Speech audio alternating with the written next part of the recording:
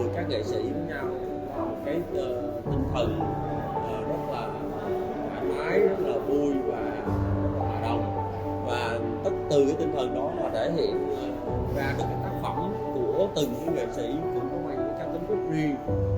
Đặc biệt là các bạn đến từ Ấn Độ thì thể hiện rất nhiều tình cảm với đất nước Việt Nam. First of all, we started the work from the India to Delhi, and we came to Vietnam for the International Art Workshop. It's a beautiful, Vietnam is a beautiful country. I already visited here. This is my second time. Why I came here second time? Because I love the country so much and I love the people so much, and I have so many artist friends here, so I want to come again here.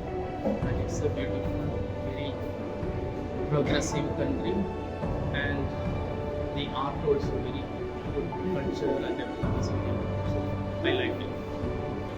Oh, it's wonderful to be here.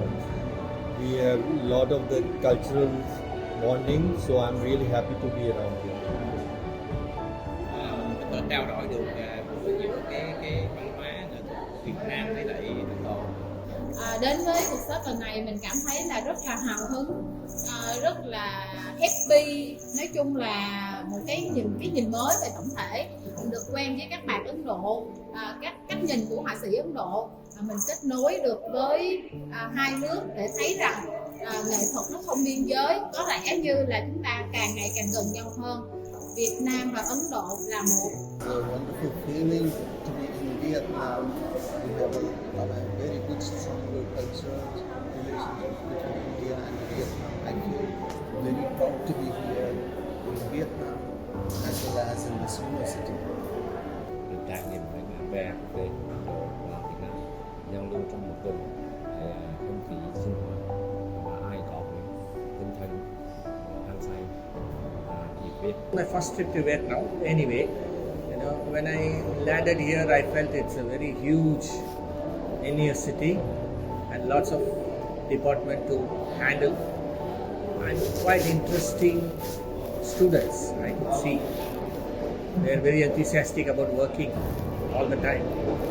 So that makes always the country becomes with the young generation. I feel very hopeful. Mình thấy rằng là mình có sự giao lưu giữa các họa sĩ Việt Nam và Ấn với nhau, và mình đã học hỏi rất nhiều từ cách làm việc của các họa sĩ Ấn Độ và cái nhiệt huyết ở trong những cái người bạn, người đồng nghiệp của mình. Vietnam is going great. Being here a few days back and in the faculty in the university, this is being fantastic experience. When we arrived here, it has been like different kind of atmosphere from India to here. But there is a lot of things to learn. There is a lot of things to do here. Yeah, this has been fantastic experience overall. Thấy cái không khí rất là sôi động, vui vẻ, cái tinh thần làm việc của mọi người rất là chuyên nghiệp. It seems very obedient and very helpful. All through the workshop they have helped us thoroughly. Cái ý nghĩa cực kỳ là rất là quan trọng ha, và cái ý nghĩa của mình trước tiên đó là một cái sự giao lưu của những cái nền văn hóa khác nhau. Đó là cái thứ nhất. Cái thứ hai nữa là để chúng ta để nhìn chúng ta có thể là học tập, giao lưu, trao đổi cái phong cách về hội họa. Well, the best thing about this workshop is that it is in the university. So there are already many students and students volunteer.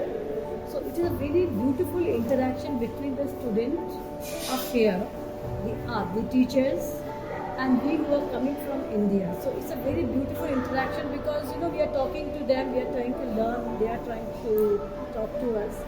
So I think this is one of the best thing about being coming for a workshop in the university.